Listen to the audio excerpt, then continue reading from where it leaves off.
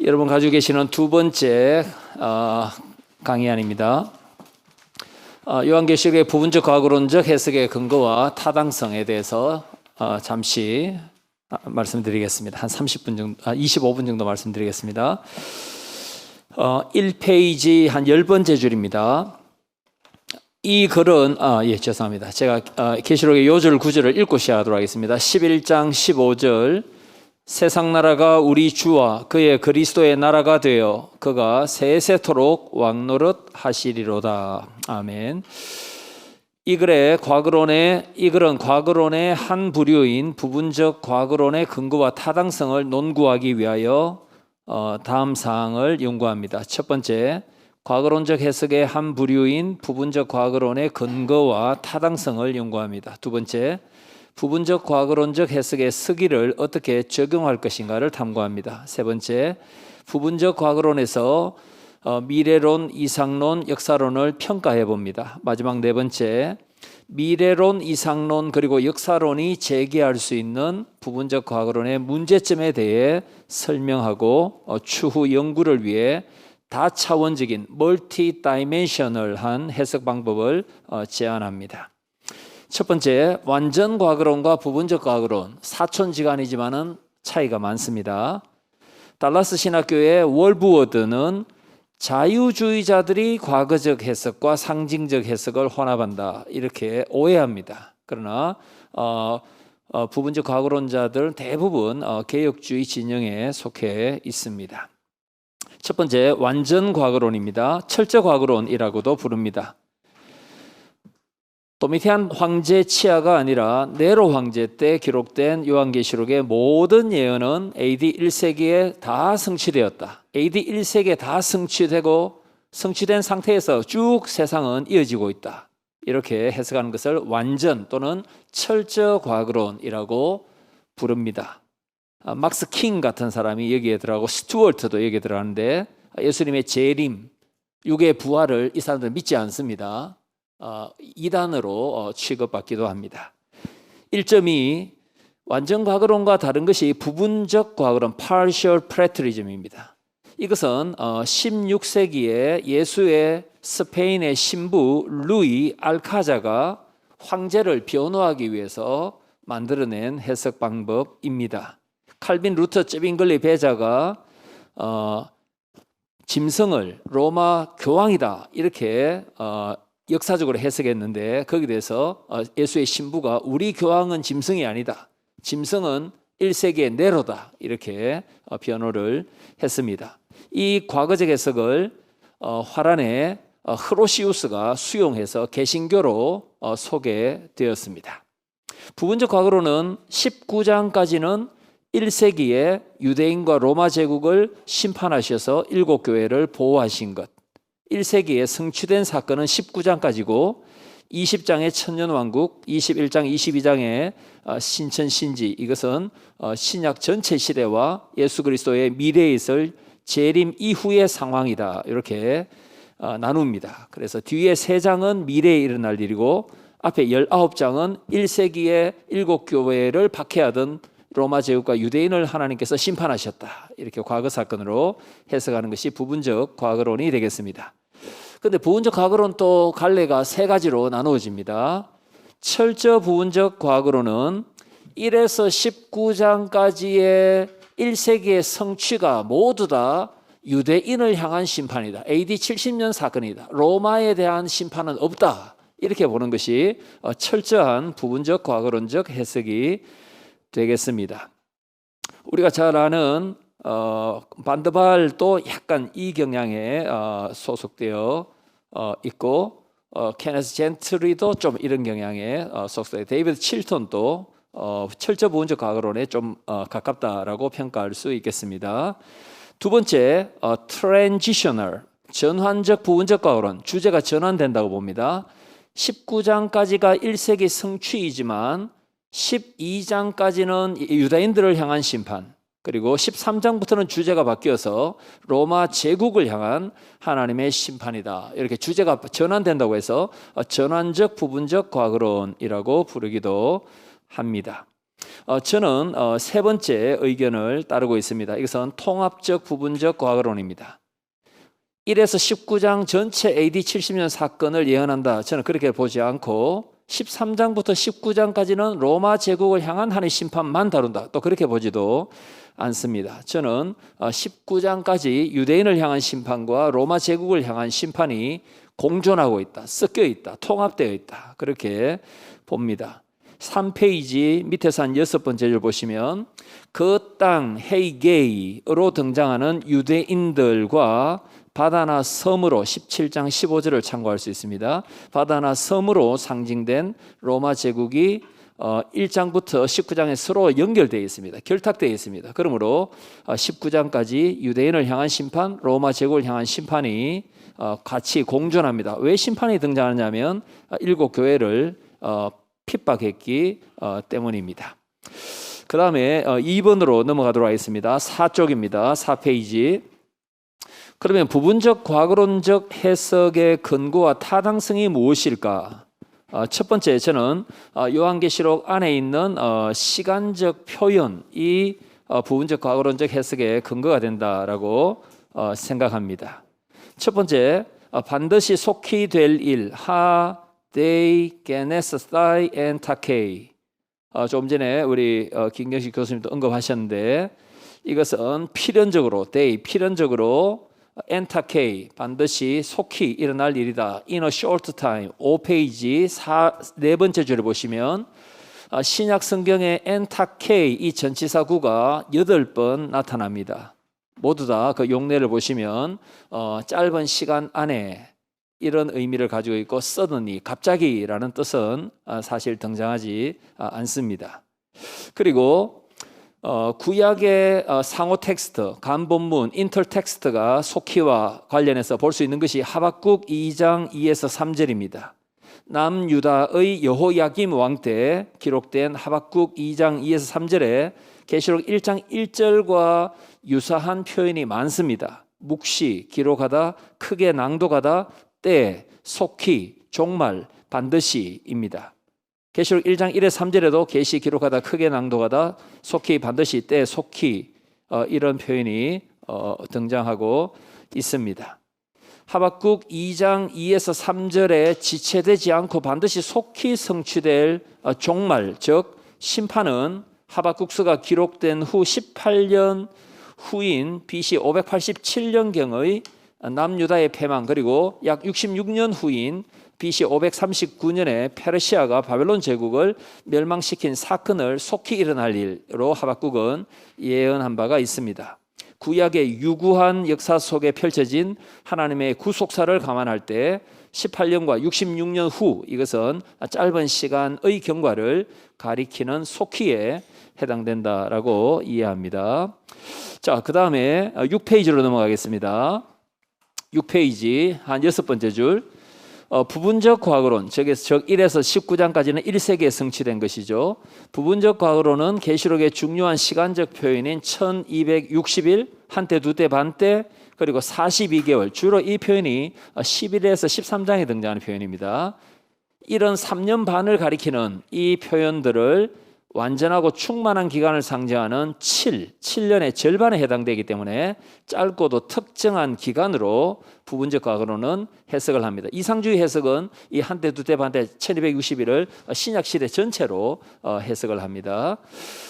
돌성전, 예루살렘 성전이 이방인에게 짓밟히고 그리스도인이 복음을 전하다가 박해를 받아 피신하거나 순교했던 이 짧은 기간은 어떻게 성취되었는가? 도미티안이 통치했던 81에서 96년, 약 15년 동안 이루어졌다기보다도 네로의 통치 기간이었던 66에서 70년의 유대 로마 전쟁과 64에서 68년 로마 대화재부터 68년 네로가 자살할 때까지 이게 공교롭게도 3년 반의 기간이 됩니다. 이게 짧은 기간이 아니라 상징적 숫자인데 또 공교롭게도 문자적으로 실제로도 3년 반이 해당됩니다. 이렇게 1세기에 성취되었다라고 저는 이해를 합니다. 그 다음에 6페이지의 두 번째 단락입니다. 부분적 과거론이다 보니까 20에서 22장은 미래적인 성취로 남겨둡니다. 그래서 미래에 성취될 예수 그리스도의 재림과 신천 신지의 완성은 미래죠.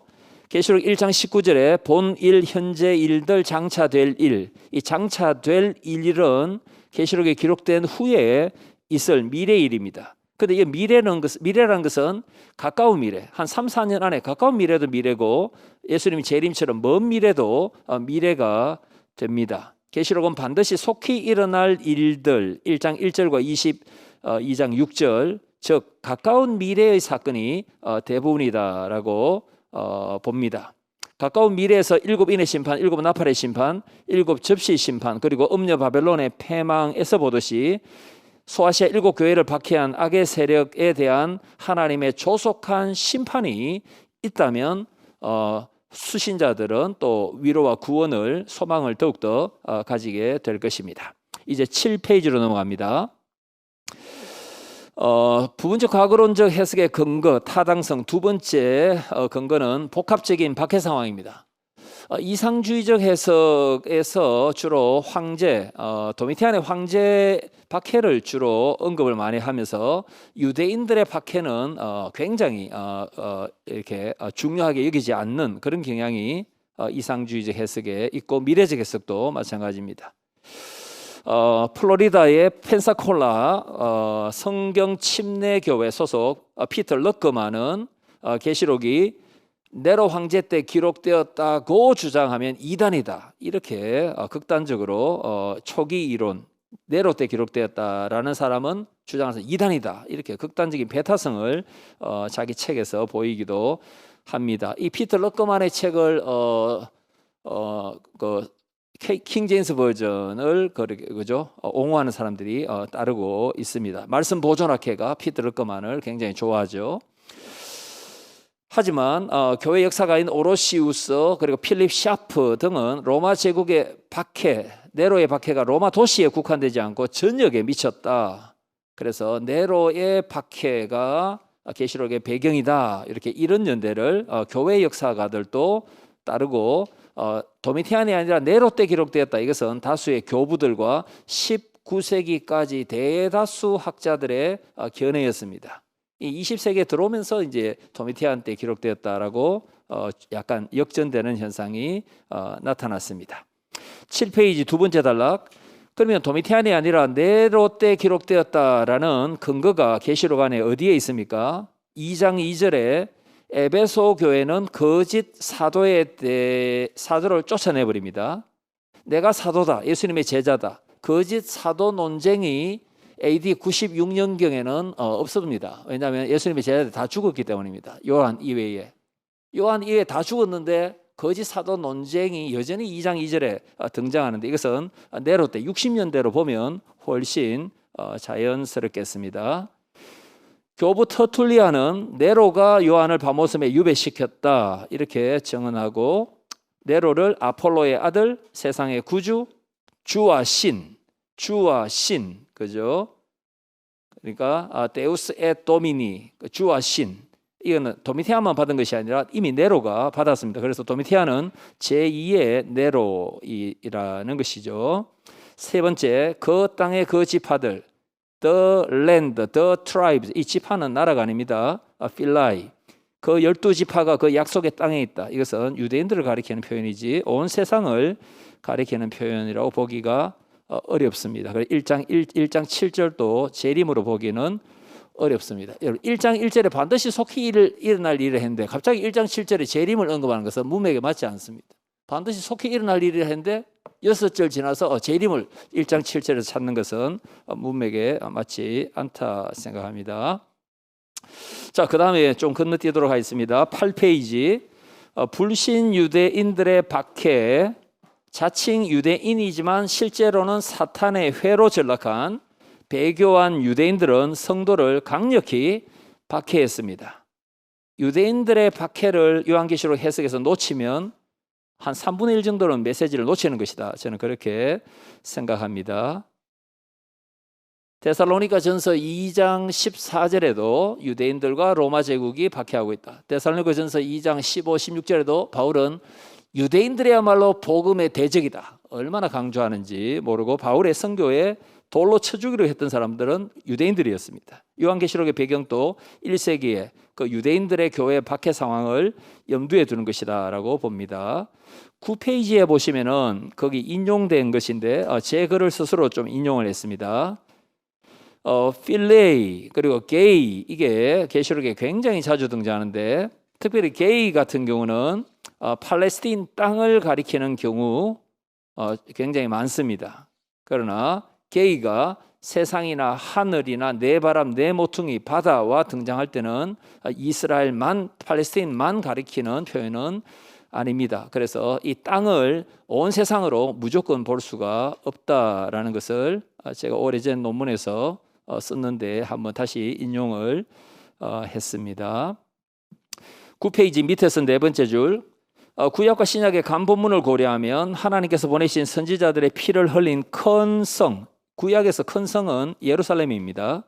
물론 니느웨도 큰 성이 맞습니다만은 큰 성 바벨론은 음녀라 불리죠. 음녀의 구약 배경은 요한계시록 구약과 관련해서 해석하면 안전합니다.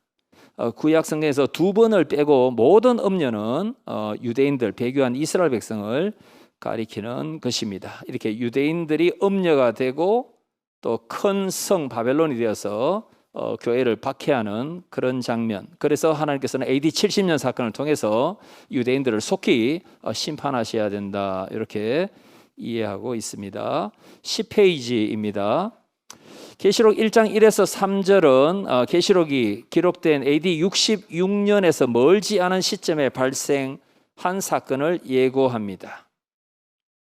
요한이 저는 네로 때 계시록을 기록했다 이렇게 봅니다. 그 사건들은 AD 66에서 70년에 유대 로마 전쟁을 통한 불신 유대인들의 패망, 그리고 네로 사후에 68에서 69년에 로마 제국의 내전으로 인한 갈바 오토 비텔리우스 새 황제의 죽음과 대혼란, 이것이 로마에 임했던 1세기의 심판이다라고 봅니다. 그리고 17장 10절에 일곱째 머리, 바다에서 올라온 짐승의 일곱째 머리는 반드시 짧게 다스릴 것인데 68년 네로 사후에 단명했던 갈바 황제를 가리킨다라고 이해하고 있습니다. 갈바를 보든 네로를 보든 70년 이전에 기록된 것은 맞다라고 생각합니다.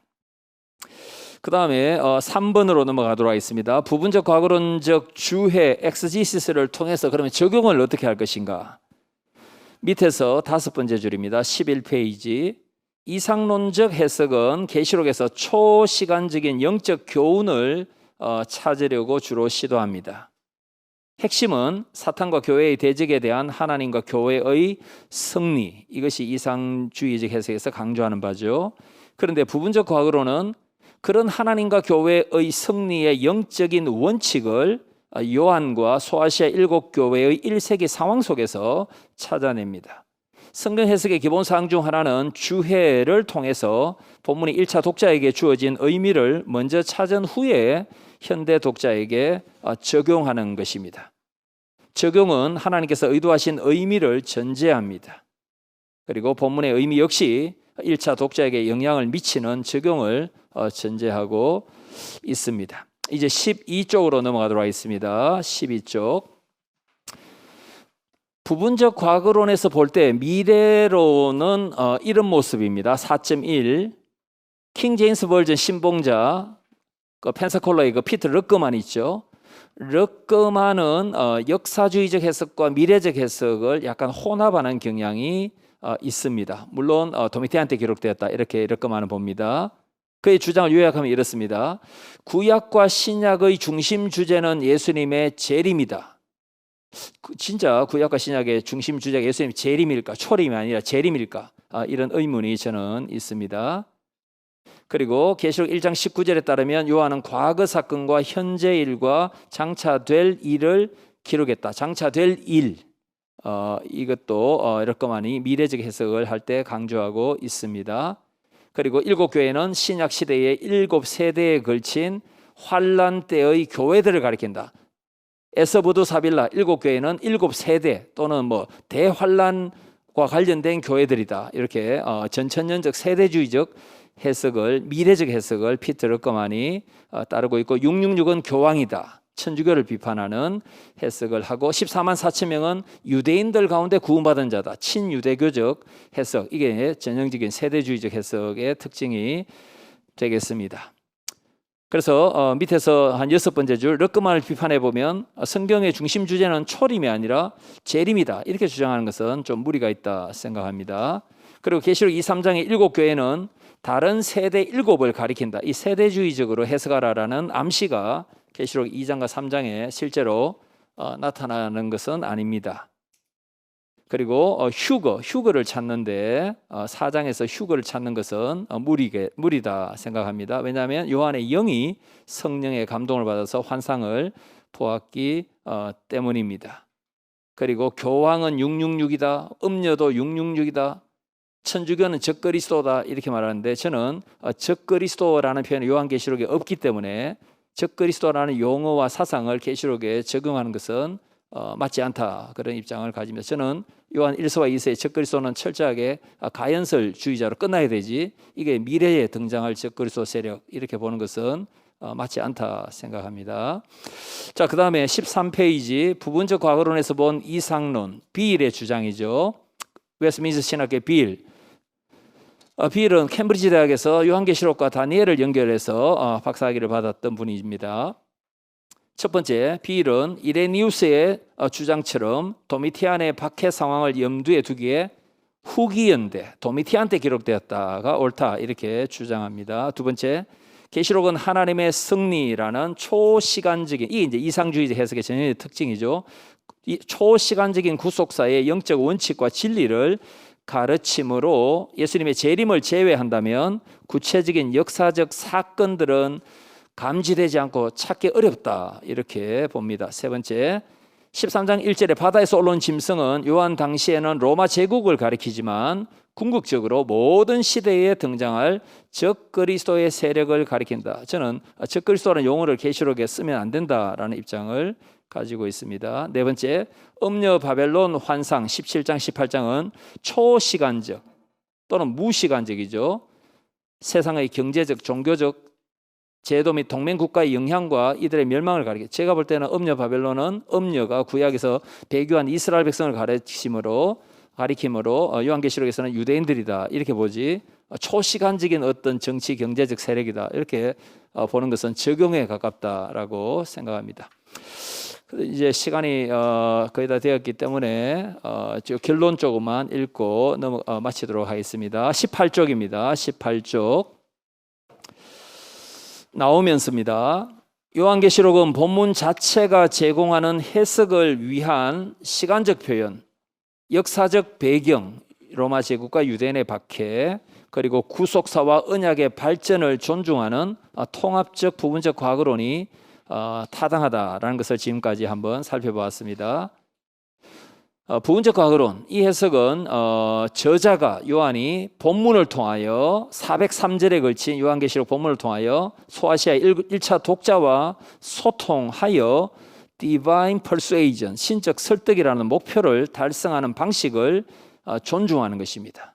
그리고 책임성 있고 윤리적 해석이 부분적 과거론이 아닌가 생각합니다. 물론 부분적 과거론자들 안에서 세부적으로 차이가 있습니다.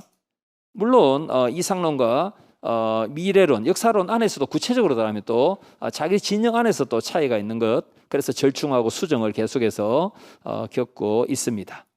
따라서 동일한 해석 방법론을 따르는 사람들 안은 물론 다른 방법론자들이 타당한 근거를 제시한다면 서로 좀 이게 과거론에서는 이상론의 과거론 또는 뭐 미래론, 이렇게 상호 존중하는 태도가 필요합니다. 저는 여기서 더 나아가서 간보문적 인터텍슈얼리티, 그리고 캐노니컬 정경적 해석, 로버트 월이 정경적 해석을 실제로 잘 하는 사람이 계시록에, 그리고 성경 상징이 비블리컬 심볼리즘, 제임스 조단 같은 경우, 그리고 예수 그리스도 중심의 공공 퍼블릭 미셔널 해석도 필요하고, 소셜 레토릭, 내러티브 해석, 이런 것을 다 통합해서 하는 것이 좋겠다 생각합니다. 19페이지 두 번째 단락 읽고 마칩니다. 이런 통합적이고 다차원적인 해석법을 개발한다면 계시록을 설교하기를 부담스러워하는 목회자와 일반 성도가 자신의 해석의 지평을 요한 및 그의 내러티브의 지편과 연결하여 서로 대화하도록 돕게 될 것입니다. 그리고 이런 통합적 해석은 그리스도인이 요한계시록의 원래 의미 오리지널 미닝과 원칙을 염두에 두고 미혹하고 위협하는 세상 권력에 타협하지 않은 채 어린 양을 따르면서 모든 영역을 하나님의 나라로 11장 15절 하나님의 나라로 변혁하는데 필요한 통찰과 위로를 계시록을 통해서 발견할 수 있을 것입니다. 계시록을 비롯하여 모든 성경을 정당하게 해석하기 위한 한 가지 중요한 요건은 1차 독자에게 주어진 하나님의 말씀의 의미를 자세히 먼저 분별한 후에 현대 성도에게 생명과 은혜와 능력과 감동과 위로와 책망으로 들려지도록 이렇게 적용하는 것이 중요하다 이렇게 생각합니다. 이제 문정암 종남성경연구원 원장님께서 코멘트 해주시겠습니다.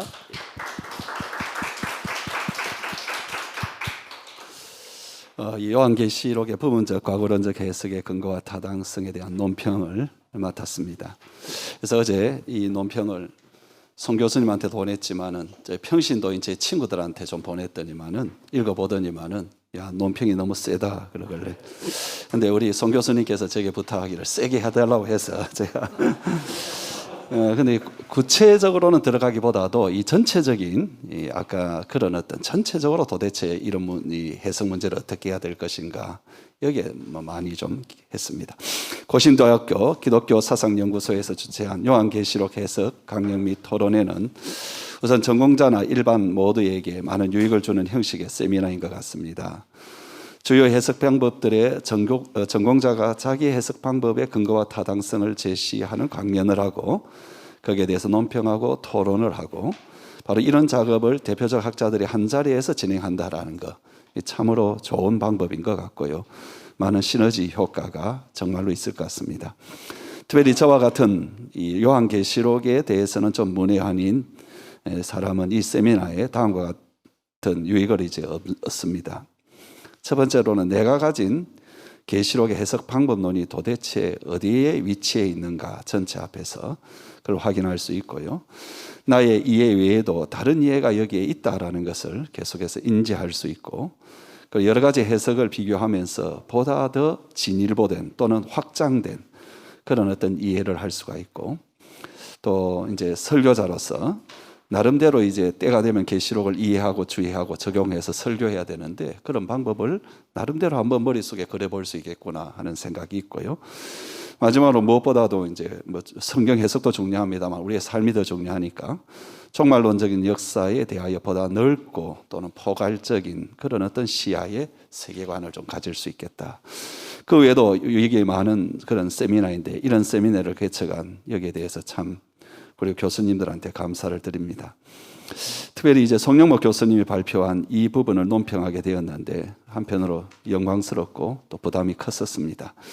논평의 순서는 송 교수님의 논문의 장점, 컨트리뷰션 또는 해석 방법론의 장점과 공헌, 방법론의 의문점 내지 난점, 그리고 저의 제안으로 하겠습니다. 1. 송 교수님의 논문이 가지는 장점에 대해서 먼저 간단하게 언급하고 싶습니다.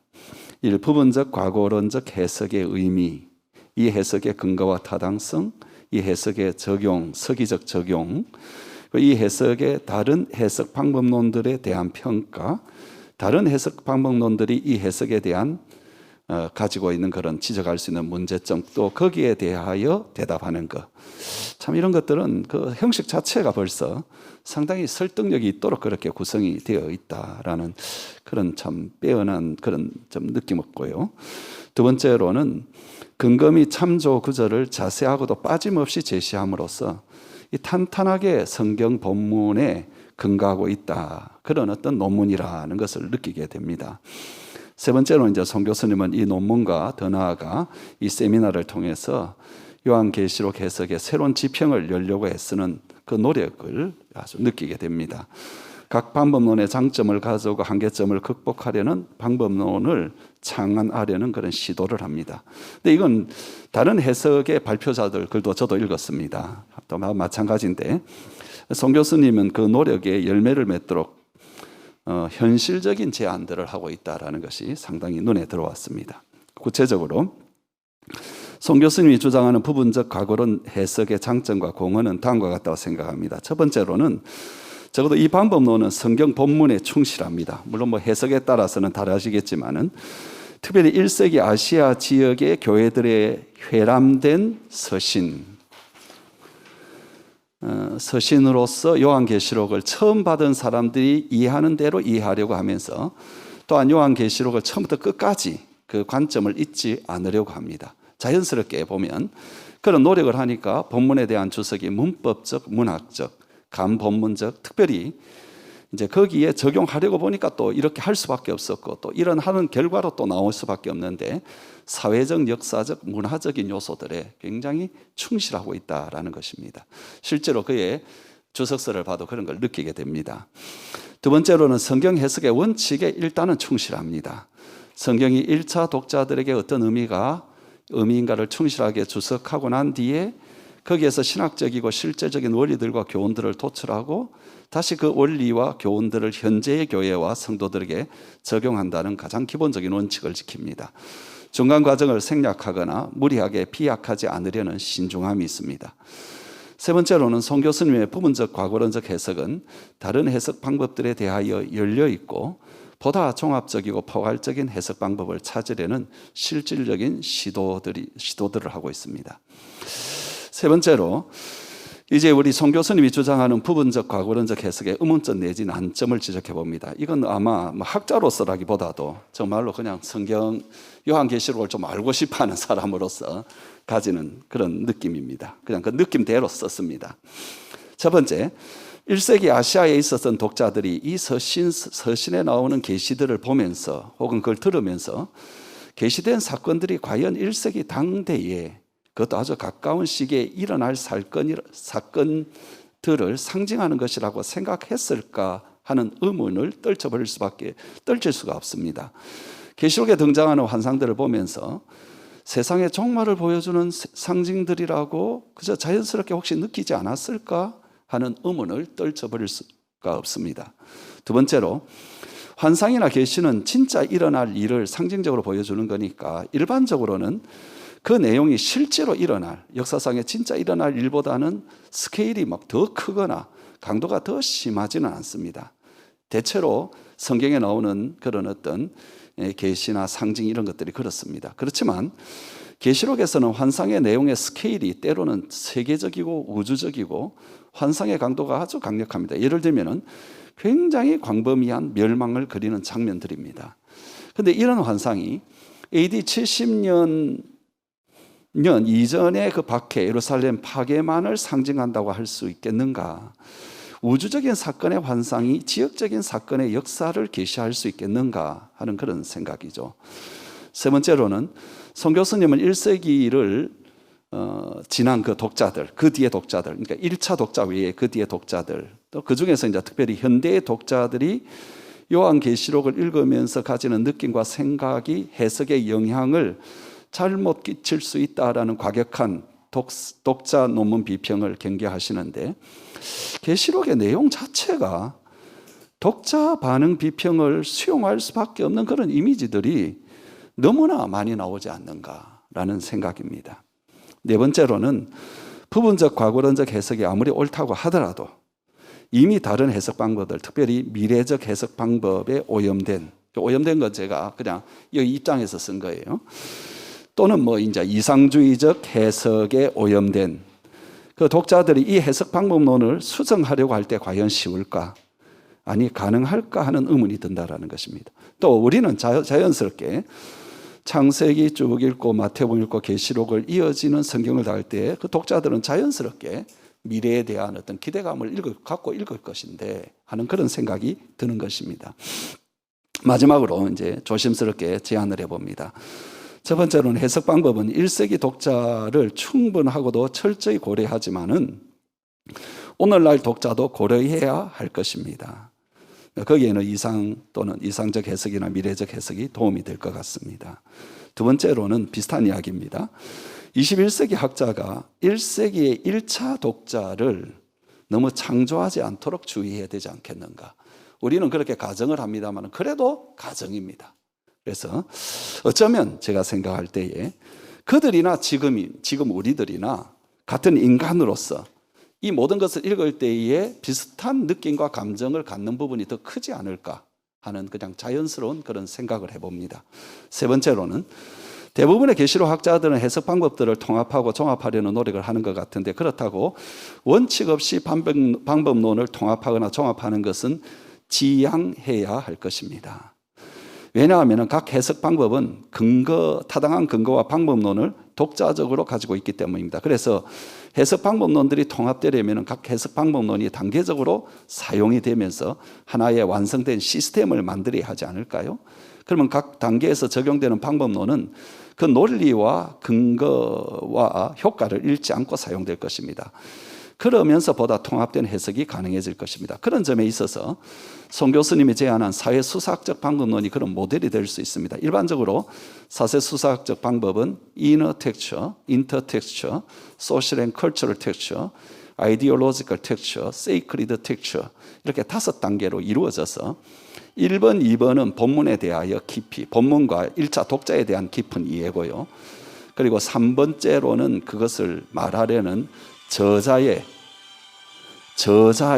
좀 더 충실하고, 네 번째로는 그것이 하나의 성경으로서 오늘날 우리에게까지 미치는 그런 어떤 것에 충실하고, 마지막으로는 결국은 하나님 말씀으로서 주어지는 것에 충실하는 이런 5단계로 이루어졌는데, 거기에 맞는 해석 방법들을 이제 사용을 합니다. 그래서 요한계시록에도 여기에 나오는 몇 가지 여러 가지 방법들을 거기 순서에 맞게 적절한 단계로 재구성해서 통합적이고 종합적인 체계 방법론을 세울 수 있을 것 같고, 아니면은 사회수사학적 방법론 자체가 워낙 융통성과 적용성을 강조하기 때문에 그걸 사용할 수 있다는, 중요한 것은 각 방법론의 이론적 근거를 이해하고 단계적으로 적절하게 사용하는 체계를 만드는 것이라는 것이죠. 그러나 아무리 완벽하게 한다 할지라도 복잡하면 사용할 수가 없습니다. 그러니까 그것을 다시 간소화시키는 그런 작업이 필요하지 않을까 하는 것입니다. 하여튼 이런 귀한 일에 제가 또 이번에 많은 걸 배우고 이렇게 할 수 있어서 감사합니다. 예.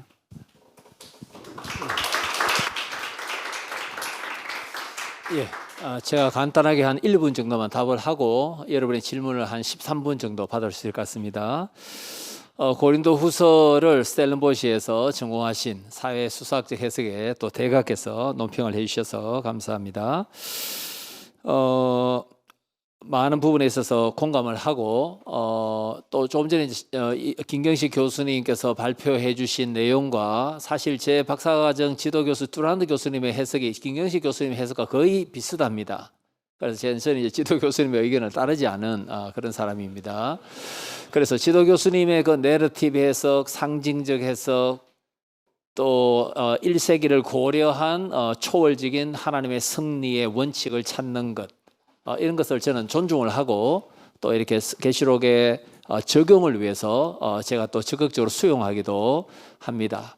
그래서 우리 문정환 목사님께서 말씀해 주신 것처럼 저는 일단은 부분적 과거론적으로 해석을 합니다. 그런데 이 해석을 조금 더 강화시키기 위해서 성경 상징주의를 보조적으로 쓰고 간본문적 해석을 즐겨 사용하고 성교적 해석을 또 쓰고 정경적 해석을 붙이고 문화인류학적 해석을 붙이고, 그래서 미래적 해석, 역사주의적 해석을 이렇게 결부시키기보다도 부분적 과거론 해석을 좀 더 돋보이게 만들 수 있는 보조적인 다차원적인 해석 방법을 통합적으로 이렇게 쓰려고 하는 경향이 있고, 이제 적용 부분에서는 이제 특별히 이상주의적 해석의 통찰을 접목시키려고 하는 그런 입장을 가지고 있어서 제안해 주신 것하고 일맥상통한 것 같기도 합니다. 예.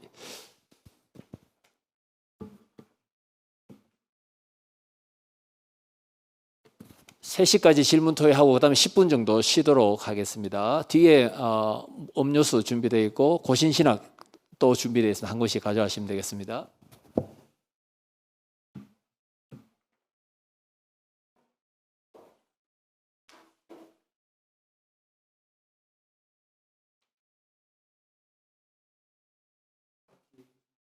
예.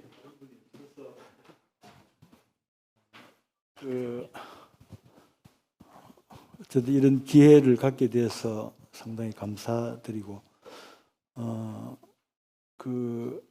오늘 미래 아까 이상적 해석에서도 속히 요게 이제 문제가 됐는데 1장 1절 잘 아는 대로 그다음에 22장 6절에는 어떤 일에 대해서 일어날 일, 될 일에 대해서 속히라는 명사형을 썼고 그다음에 22장 7절, 12절, 20절은 예수님이 내가 속히 온다, 간다. 이런 표현에서 형용사형을 썼단 말입니다. 그러면 앞에 일과 관련돼서 속히 될 일, 요 속히라는 부분하고 그 뒤에 속히 오리라 할 때 그 속히하고를 어떻게 달리 해석해야 될까? 아니면 똑같이 해석하되 어떤 종말론적인 해석 방법으로 이미 성취됐지만은 그죠? 계속적으로 또 성취되는 그죠? 이미 성취된 것이 그대로 나타나는 더 실제로 나타나는 그렇게 해석을 해야 되는가?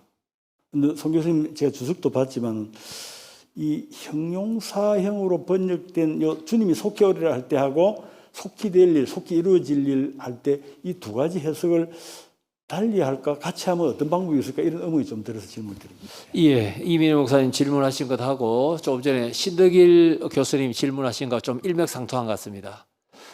계시록 22장 20절, 계시록의 제일 마지막에서 두 번째 구절입니다. 여기에 아멘 주 예수님 어서 오십시오 앞에 내가 진실로 속히 오리라 또는 속히 가리라 이렇게 말씀하는 이 속히는 건 무엇인가? 계시록 1장 1에서 10절 계시록의 서두이지 않습니까? 하고 계시록 22장 6에서 21절 계시록의 결론이지 않습니까? 이게 인클루시오 구조처럼 이것도 병행이 됩니다. 복음서도 복음서의 1장과 마지막 장이 굉장히 비슷하지 않습니까? 로마서 같은 경우도 믿고 행하다 이게 1장에도 16장에도 있는데 그래서 이제 앞부분에 등장한 게 편지 끝부분에 편지가 아니더라도 복음서라도 앞부분과 끝부분이 이렇게 비슷한 내용과 주제로 마가복음도 마찬가지입니다. 그래서 저는 22장 20절에 속히 오리라 이것도 1장 1절의 속히와 똑같은 관점에서 해석을 합니다. 그러니까 재림이 속히 임한다는 것이 아니라 일곱 교회가 지금 박해를 받고 있으니까 성천하신 예수 그리스도께서 심판과 구원을 통해서 위로와 소망을 속히 주신다. 재림이 속히 임할 것을 그렇게 보기에는 좀 힘들지 않겠나 싶습니다. 예. 이게 the 파로시아, 파이널 파로시아가 아니라 파로시아. 하나의 영적인 방문으로서 교회를 구원하시고 1세기의 그 악인들을 심판하시는 그런 장면으로 1장과 연결해서 해석하면 되지 않을까 싶습니다.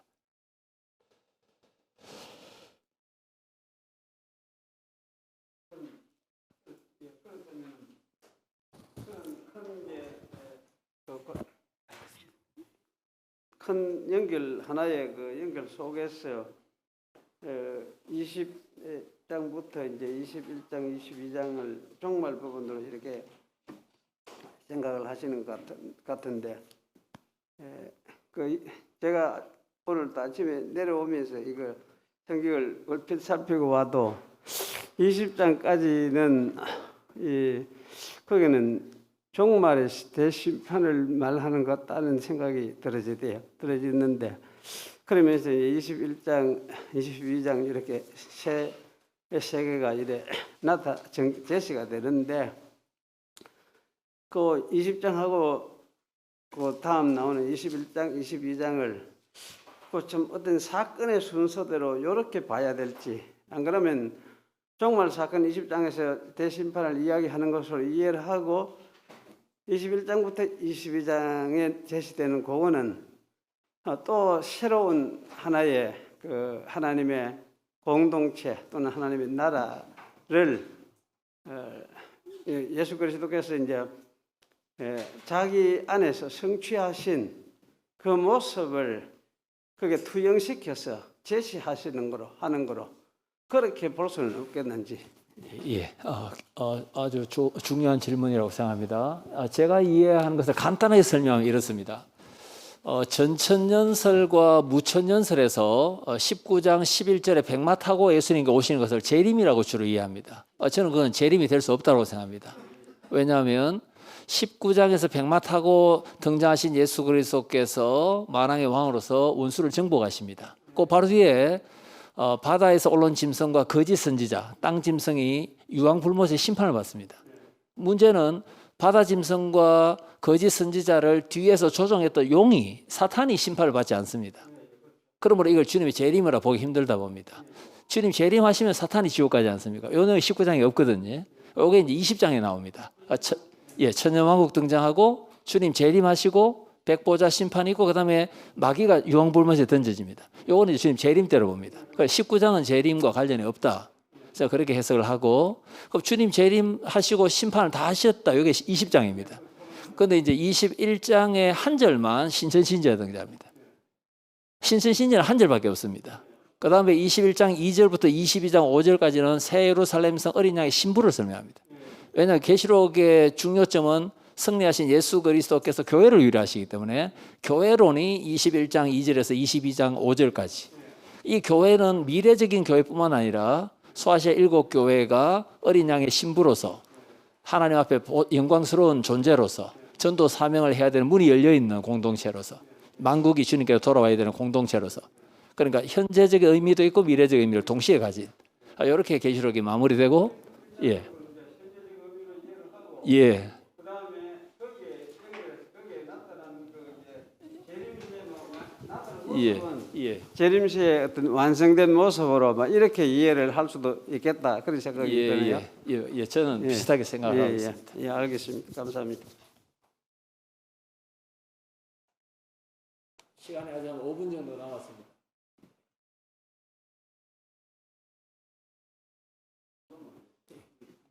아셔서 질문을 안 해주시는 바람에 문의한이 질문을 합니다. 어차피 이런 귀한 기회를 가졌는데 제가 이 논문을 다 읽어봤는데 세 분의 스타일이 뭐 서로를 공박하고 그런 것보다 서로에 대해 좀 오픈되어 있는 이런 시스템인데 그렇다면은 우리 이 실무자들에게 중요한 거는 이 교수님들은 주로 교수님들은 그 강사님들은 자기가 가지고 있는 그 해석 방식을 가지고 설교를 준비할 때 어떤 그게 다른 그 이상주의가 다른 역사주의나 뭐 열려 있으니까 제가 하는 말은 내가 가지고 있는 이 관점을 가지고 설교를 만들어내고 주석을 할 때 그래도 어디에 가장 포커스를 좀 두는가 이게 조금 알고 싶고 또 우리 논평하시는 목사님들은 또 설교를 하시니까 후학으로서 설교 과정을 좀 소개 이런 부분을 설교할 때 어디에 좀 포커스를 두고 설교 과정을 좀 드러내 줬으면 좋겠다 이런 실무적인 질문을 좀 드려봅니다. 김경식 교수님께서 먼저 혹시 계시록 설교하실 때 어떤 주의점, 차관점 그렇지 않아도 저희가 교회에서 요한계시록을 설교한 적이 있어요. 근데 그게 저는 계시록의 핵심이 13장이라고 봅니다. 13장 바다짐승과 땅짐승이라고 보는데 유튜브에 보면 제 설교 나옵니다. 유튜브에 그걸 보시면 제가 이상주의로 어떻게 설교했는가가 나와요. 근데 바다짐승은 교회를 공격하는데 핍박의 방법으로 공격합니다. 그런데 그 바다짐승 끝에 뭐라고 하냐면은 죽임을 당한 자는 죽임을 당하고 끌려갈 자는 끌려가라 라는 말이 나와요. 이게 성도를 위한 권면인데 그 바다짐승은 교회를 핍박의 방법으로 공격하기 때문에 교회한테 어떤 권면을 주냐면은 타협하지 말라는 거죠. 타협하지 마라. 목에 칼이 들어오더라도 타협하지 말라 라고 성도에 권면하고 그다음에 땅짐승은 미혹이라는 방법으로 교회를 공격해 옵니다. 땅에 있는 자들 세상을 미혹을 해요. 그러니까 땅짐승은 교회에 들어와 있는 이 거짓 교사들, 거짓 선자들. 그러니까 교회를 공격하는 방법이 밖에서는 핍박, 내부에서는 미혹이니까 미혹 끝부분 보면은 지혜 있는 자는 수를 세보라 666이 하면서 그 666이 거기서 나와요. 거기 보면은 성도에게 주는 교훈은 뭐냐면 영적 분별을 가지라는 이야기거든요. 영적 분별력. 거짓 땅짐승이 교회를 미혹해오니 미혹하는 것은 우리가 볼 때는 멀쩡해 보이는데 가만히 들어보면 살짝 높게 만드는 거거든요. 그래서 핍박 앞에서 굴하지 말고 미혹 앞에서 영적 분별을 가지면서 끝까지 복음을 로마 황제냐 하나님이냐 선택기로 서면 하나님 선택하고 죽으라라는 게 요한계시록의 강한 메시지거든요. 그래서 그 유튜브를 보시면 되지 않겠나 생각이 듭니다. 아무튼 예, 그냥 그렇게 설교합니다. 예. 그래서 저는 아직까지 요한계시록을 설교를 안 해봤습니다. 그러나 제가 이제 아까 말씀드렸지만 요 세미나를 통해 가지고 나도 이제 한번 해볼까 하는 생각이 드는 거예요. 제가 그게 저에게는 제일 큰 지금 받는 겁니다. 예. 다 하고 난 뒤에 한번 목사님께 개인적으로 이렇게 하면 되겠다. 저는 이제 계시록 설교를 한 20편 정도 해봤는데 제일 중요한 것은 이제 역사적인 배경 그리고 문법적 해석을 먼저 하고 그 다음에 예를 들어서 6장을 주석해서 설교하면 이 6장이 앞에 5장과 뒤에 나머지 장들과 이게 지금 어떻게 서로 연결돼 내적 감 보면서 inner textuality 그걸 연결해서 설명을 하면 계시록이 한 부분에 국한되지 않고 좀 풍성하게 전체 맥락과 기록 목적을 염두에 둔 제일 중요한 신학의 조명하에서 계시록의 핵심 신학 고난 중에 하나님 나라 확장 그 조명하에서 길을 잃지 않고 설교할 수 있지 않을까. 문법 역사적 해석, 역사적 상황 탐구 그리고 이제 전체 연결성, 본문의 연결성 그렇게 보면 좀 풍성하지 않을까, 안전하지 않을까 생각하고 있습니다. 예, 2시간 동안 고생을 많이 하셨는데 한 10분 정도 쉬도록 하겠습니다. 감사합니다. 예.